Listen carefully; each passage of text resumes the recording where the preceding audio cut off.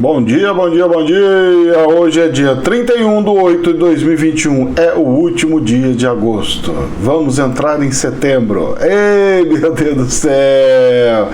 E setembro é o mês do apocalipse, hein? Pelo menos para os Estados Unidos, né? E tá entrando mesmo lá, rapaz. Pensa lá, começando o mês com um furacão dentro dele. Rapaz do céu, vamos rezar porque o trem tá feio. Engraçado que ontem tinha bastante notícias Antes de ontem tinha bastante notícia de furacão, ontem já um pouquinho menos, hoje já não escuto mais tanto. Engraçado, né? Esse povo é brincadeira, pai. Do jornal passa de um jeito, vai de outro, e o negócio tá pegando fogo lá, muvuca braba. Vamos aqui começar pelo dólar. O que aconteceu com o dólar ontem, professor? E você lembra que eu falei assim, puxa, ficava tão bonitinho, 5,19, rapaz. Pois é, ontem fechou em 5,19. R$ 5,19, uma queda de 0,12%. Ou seja, o dólar ficou estável. Isso é um bom sinal. Pelo menos segurando a onda é menos mal, se assim podemos dizer. Mas esse dólar estava precisando cair para baixo de 5, viu, gente? Porque conforme está subindo o preço do barril do petróleo, e mais o câmbio jogando para cima, tá abusando demais. Ele precisava forçar esse câmbio, tinha que ir lá para baixo. Se o governo não consegue controlar o preço do combustível, porque ele não pode interferir na política da Petrobras, meus queridos, vocês me perdoam, mas ele tinha que entrar, o Banco Central precisa controlar e regular e mudar as regras do câmbio aqui no Brasil. O Banco Central precisa fazer isso daí. Fazer aquelas regrinhas que eu falei, limitando o valor de compra com venda, colocando numa faixa, para as pessoas ter semi-variação, não é variação do jeito que quer. Tem que ter um certo controle para não pegar desprevenido as pessoas que compram e vendem dólar, cara. Então, as pessoas do financeiro, eu tava conversando com os pais de pessoas do financeiro, o pessoal tá tudo assim, falando, Ricardo, tá tão maluco que nós estamos tendo que subir a margem nossa. Subindo a margem, cara. Subiu a margem, sobe o preço das coisas, a inflação. Porque o cara falou assim, porque se de um dia tá tanto, de outro dia sobe 5%, depois cai 5%. E se na hora que eu for ter que pagar meu fornecedor subiu 15%, 10%, como é que eu faço? Eu vou absorver esse prejuízo por causa de um câmbio, de brincadeira de câmbio? Então, as empresas, não é empresa pequena não, eu estou falando de empresa gigante, empresa grande, elas precisam de uma estabilização nesse negócio do dólar, precisa ter. E esse negócio de ficar, compra dólar, vende dólar, esse negócio não pode ter mais não. Não pode ter investimento em dólar, as pessoas têm que ter essa consciência. A pessoa pode ter poupança em dólar, comprar, guardar por um tempo, depois vender, deixar na sua conta do banco, o banco vai girando, movimentando, fazendo a coisa acontecer. Agora, quer ter a conta de dólar que falou que ia ter? Não tem, né? Sumiu, né? Parou, ninguém fala mais nada, tá assim um caos do ó do Borogodó. Vamos fazer o quê? Vamos acompanhando e vendo a palhaçada do ministro da Economia. Quando a coisa é boa, some, entra no assunto e de repente some. Quando a coisa é ruim, fica lá. Reforma do imposto de renda. No fim, não vai passar em nada, graças a Deus. Aleluia. Bom, vamos lá. Notícias da Bolsa de Valores. Oxa! Olha, me surpreendi agora, mas vamos lá. O DAX subindo 0,1%.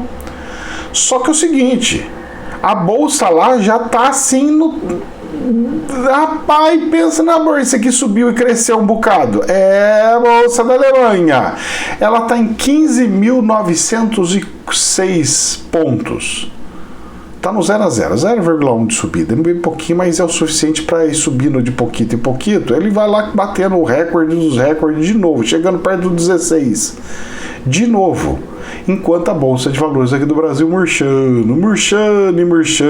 Inclusive, eu estava vendo a reportagem, o pessoal da União Europeia vai bloquear a entrada de americano na Europa. porque a contaminação está muito grande nos Estados Unidos e eles não querem que infectem a Europa. Não quer que os americanos infectem a Europa. Vai ver a situação. Olha, eu pensei que só era leproso econômico os países pobres, mas agora dessa vez até os Estados Unidos, né? Não, vocês não podem entrar aqui não, nós não queremos ser aqui não. Bom, tudo bem. Vamos lá. Índice Bovespa caindo 0,8%, fechou ontem 119.739. É um valor que caiu, mas eu vou falar para você, ainda está um valor alto perto da realidade do Brasil, perto do que está acontecendo com a situação de bolsas de energia, bolsas de valor e tudo mais. Hoje é o último dia do mês.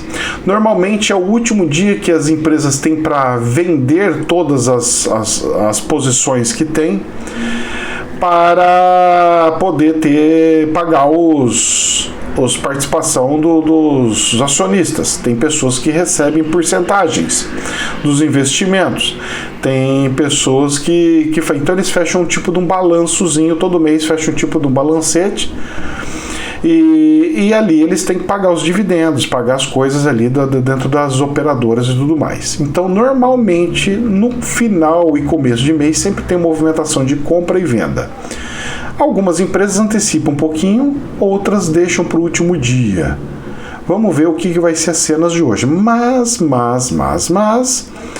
eu acredito que possa murchar um tiquito mais a bolsa aqui do Brasil. Mas será, professor? Eu acho que vai murchar um pouquinho mais. Estamos chegando próximo do 7 de setembro, então hoje é terça-feira. Então hoje murcharia, quarta-feira subiria, quinta-feira murcharia e sexta murcharia, porque vai ser segunda com feriado e terça, sabe? Aí o movimento vai ser baixo, vai ser muitos dias, perto da muvuca que pode acontecer, então é onde tira o pé no acelerador. Mas ainda acho que pelo menos um dia da semana, 1 ou 2 dias de semana, pode ser quarta e quinta, de subida. Como ontem caiu 0,8%, só que eu estava olhando aqui as ações, elas não caíram assim um monte. Elas deram aquela queda básica. Então, aí eu ainda acho que ela vai cair mais um pouquinho para poder justificar a subida na quarta. E na quinta mais um tanto. Aí chega na sexta, aí eles vão falar com medo do dia 7, não sei o que, para sair nas reportagens. É mais ou menos assim. Os caras fazem esses movimentos e é assim que funciona e não tem como fugir. E vamos ver as cenas do próximo capítulo. Vamos para as notícias. Infomoney. Solução CNJ para precatórios dribla impasse político, mas mantém riscos econômicos e jurídicos. Saída proposta por Fux evita a necessidade de apoio à PEC no Congresso e risco de jabutis, mas aponta para a norma mais frágil e instável, ou seja, mais uma manobra da Comissão Nacional Jurídica, sei lá como é que chama isso, não é mais CNJ, mas tem a ver com o jurídico, dos precatórios que veio gigantesco, que ia cortar para o meio lá para dividir o pagamento. Tudo bem. Nós não podemos esquecer que vai ficar um belo de um valor gigantesco para o próximo ano para ser pago. Isso representa, vou repetir, representa que o próximo ano vai ter mais precatórios. Então vai somar com aquele outro que está lá. Vai ser um aperto do próximo ano com falta de energia. A arrecadação tem uma tendência de cair mais ainda. Você tem eleições no próximo ano. Você vai ter o Congresso parando. Olha, vai ser o ano do pelo amor de Deus, me ajuda, Deus nos acuda. O ano 2023-2022 indica que vai ser o ano do Deus me livre. É o ano do Deus me livre. Vamos ver as saídas que vai ter, porque estão jogando problemas para frente. Só que, professor, não tem como pagar. Realmente não tem como pagar. Aliás, eu não sei nem como que surgiu tanto precatório assim. Por que tem tantas empresas processando o governo? E eu vou falar para você, eu acho que a Polícia Federal deveria investigar tudo quanto que é processo para ver se tem negociata por trás aí, para ver se pega dinheiro do governo, tipo assim, olha, processa eu aí que eu vou dar causa para você e depois você me devolve uma parte aí. Pode ter? Claro que pode ter. Essas coisas tem que ficar fiscalizando direto. Isso aí tinha que ter uma auditoria permanente sobre isso daí dentro da Polícia Federal, por exemplo. Eu faria muito disso daí, viu? Principalmente com essas coisas, tudo aí tem que olhar muito bem olhado. Infomoney. Demanda por crédito no país sobe 9% em julho e tem a terceira alta seguida. Demanda por crédito. Sabe o que é demanda por crédito? Empréstimo. Estão pegando empréstimo, pedindo empréstimo. Vamos tomar um cafezinho. O interesse dos brasileiros em conseguir financiamento para o consumo em julho deste ano foi 34% superior ao que havia sido registrado em dezembro de 2020. Professor, isso não é bom? Reconstruir o país, isso não é maravilhoso? Os caras estão se reorganizando, pegando dinheiro para voltar a investir. Seria se fosse para o investimento. Mas pelo que eu estou percebendo, as pessoas estão pegando os empréstimos para pagar dívidas antigas e muito pouquinho para reinvestir, para investir e melhorar. As pessoas estão entrando no sistema assim, vai no jeito simples e vamos tocar o barco da forma mais simples que tem, porque nós não temos condição de fazer reformas, gastar monte, fazer um monte de coisa. Inclusive eu estava conversando com as pessoas porque o shopping abriu muitas lojas, né? Vagou muitas lojas porque as pessoas não conseguiram pagar as coisas e largaram a loja para trás e aí outras pessoas foram e começaram a alugar as lojas no shopping. Um monte quis sair das lojas e ir para aqueles quiosquezinhos no meio da rua lá, que fica no meio do caminho. Um monte quis fazer isso. Mais um outro tanto que pegou as lojas para fazer a reabertura. Sabe o que eles estão fazendo? Eu vou contar para vocês o que eles estão fazendo. Eles estão fazendo aquelas reformas, falar que é tudo rústico, tudo não sei do que, mas estão fazendo a loja mais simples possível. Mais simples possível. Então a gente está percebendo que, tipo assim, como que a loja tinha reformada dela? Mantém o piso, mantém a estrutura. Tinha vidro, mantém o vidro. Tinha não sei o que, só dá aquela maquiada. Estão mantendo todas as coisas, só está mudando o logotipo não está fazendo mais de arte externa, está fazendo com adesivo. É o que está acontecendo. Mas vamos ver, o povo está se endividando mais ainda. Se endividou mais ainda, filho. Menos dinheiro na praça, mais dificuldade. E vamos que vamos. E o povo achando bonito o preço do carro ir lá para o espaço. E o preço de tudo subir. Infomoney. Gasolina já supera R$ 7,00 em 3 regiões, diz a ANP. Sul lidera com 7,2 o litro. O último aumento da gasolina nas refinarias da ordem de 3,5 foi realizado pela Petrobras 12 de agosto. Poxa, mas lá dia 12 está surgindo agora aí? Pois é. Por que está acontecendo isso, professor? Porque nesse meio do caminho também subiu os preços dos pedágios. E o combustível ele sai andando por caminhões e assim vai levando para um lado e para o outro. Infelizmente é assim. O cara do caminhão, para levar o combustível, ele gasta um monte de combustível para levar um tequinho só de combustível. O cara gasta 500 litros de combustível para levar 10 mil litros de combustível. É 0,5%, 1%, 10%, é muita coisa. Dependendo da localização, de como que funciona, onde que tá e como é que faz. Tem coisas que nesse Brasil precisa mudar urgentemente. Uma delas é abrir o mercado de refinarias para que outras empresas venham e queiram começar a refinar petróleo aqui como quiser, da onde quiser, comprando das plataformas e concorrendo com a Petrobras. A Petrobras precisa ter concorrência. Ela precisa ter concorrência. Urgente. Infomoney. Isso aí tá jogando uma inflação braba, hein?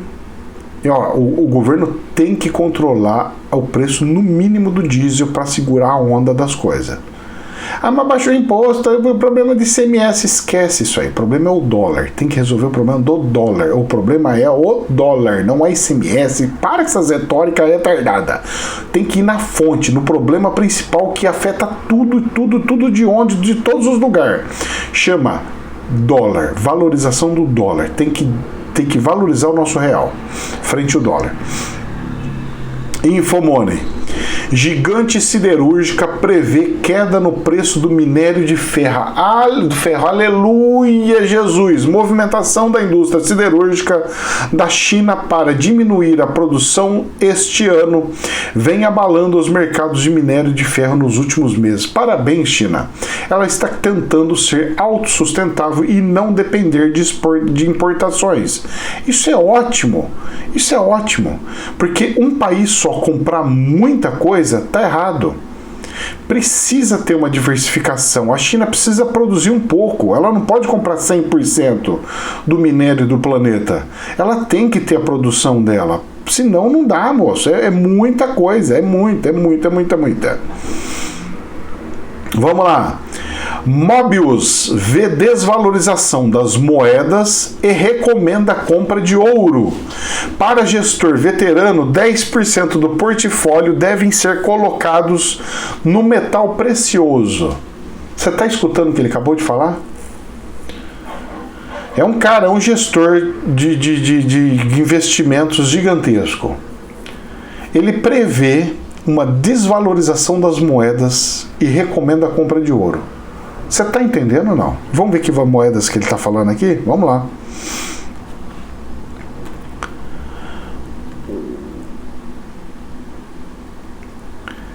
Recomenda que os investidores apliquem 10% da carteira em ouro, que vai disparar, vai explodir o ouro com essa medida que ele está falando aqui, argumentando que as moedas vão se depreciar após o estímulo sem precedentes implementado para combater a pandemia do coronavírus.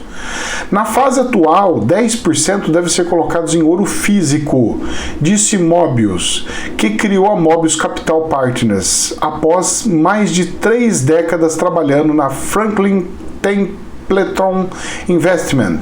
A desvalorização das moedas globalmente será bastante significativa no próximo ano. Ele está falando que vai acontecer no próximo ano. Eu estou falando para você que a muvuca vai ser braba. Considerado a incrível quantidade de oferta de moeda impressa. Estados Unidos fabricando moeda doidado. O ouro bate recorde no ano passado quando a pandemia desencadeou uma corrida por ativos seguros, mas recuou com a distribuição de vacinas. Para enfrentar a crise, bancos centrais e governo em todo o mundo liberam estímulos monetários e fiscais em magnitude nunca vista, sobrecarregando os balanços patrimoniais de bancos centrais e as finanças públicas. Vai ser muito bom ter ouro físico que pode ser acessado imediatamente, sem o perigo de o governo confiscar todo o ouro. Vocês entenderam o que está previsto de acontecer? Ele já está alertando. Ele está prevendo para o ano que vem. Presta atenção nesse cara, o que ele está falando, hein? As pessoas entram para um lado e saem pelo outro sem perceber as coisas. Presta atenção nisso daqui. Urgente isso daqui. Ele está falando que os governos podem confiscar todo o ouro virtual. Por isso que ele falou, fica com ouro físico na mão. Podem confiscar dinheiro das coisas, porque eles vão querer mudar a questão das moedas porque produziram muita moeda, tem muita moeda solta aí. Agora, eu vou falar uma coisa para vocês. Se eu fosse os Estados Unidos, depois de fabricar tanta moeda, eu pegaria e começava a lastrear, falar assim, ó, vamos começar a colocar o dólar em outros países como moeda principal também. México, você gostaria? Sim, claro, isso aí, pró-estabilidade, sim. Outro que gostaria, sabe, tipo, transformar numa União Europeia? Com o dólar, já está produzida a moeda, é só pegar e ir injetando lá para eles, falar assim, manda lá para eles, escoa. Aí outro país, eu também quero, e vai mandando e vai escoando. Hora que menos vê, já estamos criando a moeda única no planeta. Vai ter que ser nessa pegada, se não for nessa pegada, o bicho vai pegar. Mas isso aqui, ó, sem o perigo de o governo confiscar todo o ouro. Então o ouro virtual pode ser confiscado? Parece que sim. Porque se todo mundo for pro ouro para comprar, para se precaver, vai subir tanto e os eletrônicos precisam do ouro. E aí vai gerar uma inflação e eles vão pegar e falar assim, ó, confisca o ouro e solta. Vamos lá, a onça de ouro à vista é negociada em torno de $1.815, mas bateu recorde há cerca de um ano, quando passou de $2.075. Desde o início de 2021, o metal acumula queda de 4%, enquanto os mercados acionários globais se veem perto do recorde e o Banco Central Americano, Federal Reserve, delineia a estratégia para reduzir o estímulo. Os investidores têm preferido distância de fundos negociados em bolsas lastreados em ouro por causa da força contínua das ações. O total global de ativos em ouro das carteiras diminuiu 8,5% ao longo dos últimos 12 meses.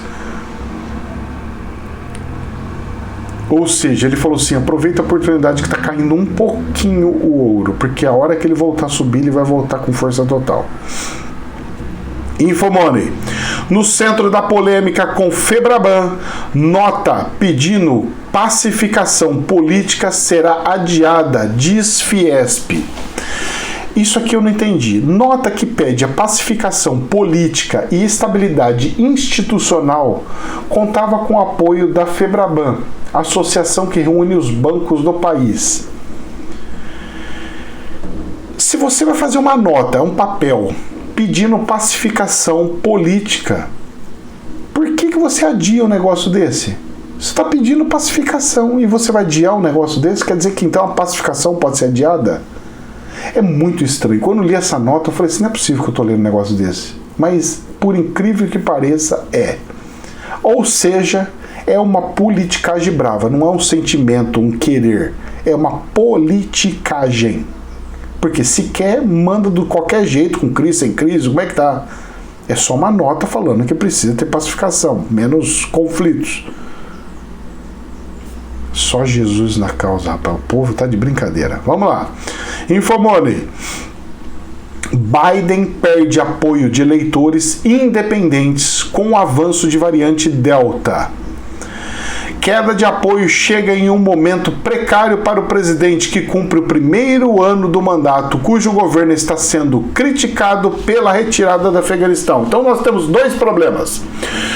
Um é, antes das eleições, tem que vacinar, vamos lá, todo mundo, vamos lá, E o Trump, não, cada um faz o que tem que fazer. Não, porque isso aqui é salvação, porque vai resolver, toda a economia vai crescer por causa disso. Tá bom. O povo comprou a ideia. Foi lá, comprou a ideia, tchum. A hora que vai ver, agora os níveis estão assim, disparando, subindo lá para o espaço sideral. Ou seja, mentiu. Você é mentiroso, falou para nós que ia ser assim, que a economia ia voltar a crescer, porque ia controlar com a vacina, todos os negócios. Mentiu, já tem o primeiro carimbo de mentira. Segundo carimbo da incompetência, chegou lá no Afeganistão, em vez de pegar e retirar os soldados americanos de forma inteligente, ele simplesmente tirou. Como que saem os soldados americanos deixando todos os armamentos para trás? Está muito mal explicado isso. Será que ele fez de propósito? Tudo indica que ele fez de propósito. Só que ele não contava com que a mídia iria dedar ele, que ele largou todos os armamentos para trás, que largou todas as coisas para trás. Que ele fez uma bela de uma incompetência, que ele fez uma bela de um negócio horroroso, totalmente contrário. E aí o resultado disso foi a morte de 13 americanos. Ou seja, manchou a parte que já era conservadora, agora tá empesteado ali, agora tá assim que não tem conversa mais. Ele perdeu todo o apoio dos militares lá nos Estados Unidos, ou seja, um presidente sem apoio dos militares. E os militares sabem fazer pressão. Escuta o que eu tô falando, hein? Vocês vão ver o que vai acontecer com esse homem aí, hein? É capaz até dos Estados Unidos fazer uma coisa que jamais fez, de pedir novas eleições. Argumentando um monte de coisa, argumentando até que pode ter falha nas eleições e coisa do gênero. E para ainda engrossar mais ainda o caldo, me entra tudo junto e misturado um belo do furacão com a velocidade, com a força maior do que o Katrina, mais do que 100 anos já marcado pela história, entrando para dentro dos Estados Unidos com a força 4, que agora parece que caiu para 3, mas estava numa força 4, com vento, destruição total de uma parte gigantesca dos Estados Unidos, que vai demandar de bilhões, bilhões e bilhões de dólares para reconstruir aquelas áreas. Vamos ver as cenas do próximo capítulo. Eu só sei que a coisa não está bonita para esse homem, não. Não está bonita e vai piorar um pouquinho mais a cada dia. Vai chegar num ponto que eu vou falar para você, hein? Escuta o que eu tô falando. Quando os militares pegarem e fizerem as costas pro presidente da república, pegar, tá tudo alinhado e todo mundo e virar todo mundo de costa pro presidente americano, aí você vai falar assim, agora fedeu, agora tá fedendo. E vai acontecer, porque eu conheço militar e os caras fazem isso, hein, cara. Eles não têm medo, hein. Eles não têm medo de perder emprego, coisa com os Estados Unidos. Eles não têm. Porque lá os militares são totalmente independentes. O presidente não pode chegar e falar assim, eu quero que exonera aquele cara lá, eu sou ministro da justiça, eu quero que arranca aquele cara. Lá nos Estados Unidos tem isso aí não, filho. Os militares pegam na frente da cara do presidente e não dá a mão, pega e fala assim, se recusa, vira as costas e vai. Em subordinação. Lá não. Lá militar é subordinado ao seu comandante e não ao presidente da república. A hierarquia militar lá é de militar e não de civil. O buraco lá é mais embaixo, né? Vocês vão ver, escuta o que eu tô falando, vocês vão ver as cenas próximas quando acontecer, depois vocês voltam aqui e falam assim, professor, você acertou mais uma, hein? Bem que o senhor falou que eles iam virar as costas pro Biden lá e viraram as costas como sinal de protesto. Isto é, eu gostei desse título, presta atenção. Gostei assim no sentido de loucura, mas vamos lá. Liderados por bolsonaros, nazifascistas saem do armário e infestam a internet por enquanto. Deveria ser proibido sair da boca de um comunista uma coisa dessa daqui, que inclusive eles defendiam muito, porque é muito parecido com o comunismo. Muito parecido com o comunismo. Isso aqui deveria ser totalmente abolido, esse termo horroroso que esses caras criaram. E vou falar mais. Eu tenho entrado nas redes sociais, eu não sei quem que escreveu isso aqui, mas eu tenho entrado nas redes sociais e eu tenho percebido uma coisa. A quantidade de pessoas de Mavis, que a gente chamava Mavis na época, de pessoas que, porque viu um monte de pessoas que eram contratadas só para ficar respondendo rede social da esquerda. A gente chamava de Mavis na época, lá anos atrás. O que a direita fez foi usar a mesma técnica para serviço da direita e deu muito mais certo do que a eles. E eles agora estão voltando na rede social. É eu pegar e comentar alguma coisa, ele já pega e já entra. Fascista, não sei do que, você não sei o que lá, você é burro. Ele começa a me chamar de burro, mas na verdade eu sei que ele que é burro. Não sou eu, não. E eu fiz isso uns 2, 3 testes. Eu faço, coloco um pouquinho, depois eu vou lá e apago. Eu deixo umas 2 horas, assim. Quando o comentário começa a ser muito pesado e começa a envolver uma pessoa dando com a outra, eu tiro. Tipo assim, quando tá em cima de mim, eu pego e fico só observando e vou bloqueando a pessoa. Falei, isso aqui é bloqueio. Então é meu filtro de bloqueio. As pessoas que eu entro em rede social e começam a me xingar, e falar com loucura, ser muito violenta, eu faço isso de teste, eu já vou, porque vai com uma dessa aí que é virar coisa do meu canal, não sei o que, eu já arranco fora, sabe? Eu já evito, eu já mato a cobra antes de nascer, antes de crescer, porque senão depois já pensou, as mordidas que eu levo. Aí eu vou vendo, e tanto de um lado quanto do outro, viu? Eu não gosto de loucura. E aí eu fico vendo o comentário de um dos outros, tá assim, olha, virou uma baderna, cara. As redes sociais virou antro de discórdia. Antro de discórdia. Graças a Deus eu só tenho uma rede social que eu fico ali mais para ver notícias de jornal, porque é mais rápido e mais fácil do que eu ficar entrando jornal por jornal. Ali eles pegam e me jogam tudo junto. Ele faz o extra que eu faço para vocês.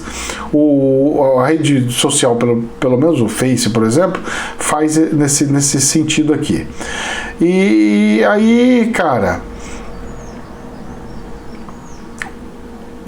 eu vou falar pra você, foi infeliz. Eu acho que não deveria usar esses termos aqui não, para não manchar. Ele até comenta aqui na matéria sobre o judaísmo como religião, tal, e estará lá contando, meus pais não eram judeus, praticamente se mudaram para Brasília e tal. E tem um monte de coisinha aqui. Fala que é descendência dele, para tentar justificar e argumentar o termo. Mas tá muito infeliz isso. Tá muito infeliz. Colocar o Bolsonaro como isso não é bem assim. Mas ele faz isso, ele não faz isso, cara.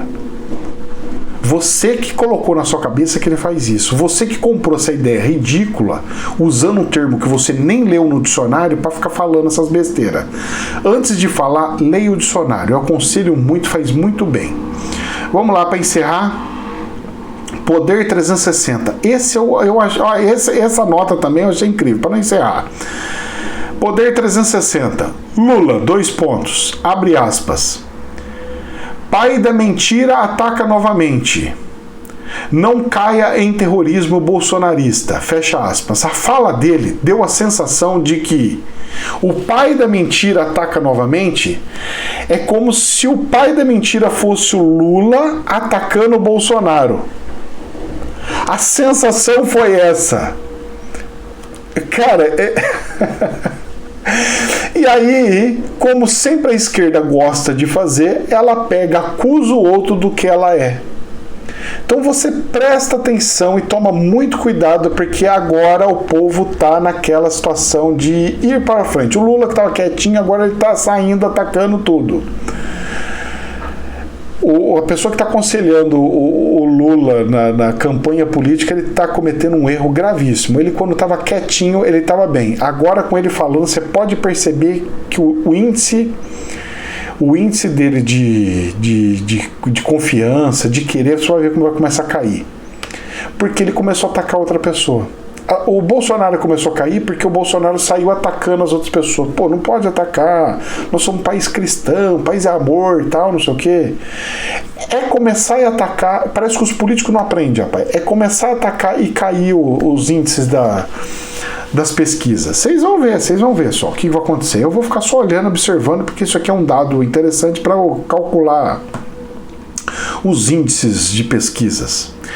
E seja o que Deus quiser, e vamos que vamos, isso daí que fica lá pro escanteio, e eles que se lasquem lá com essas brincadeiras de poder por poder, poder. Gente, jamais é verdade absoluta. Que Deus nos abençoe imensamente. Namastê.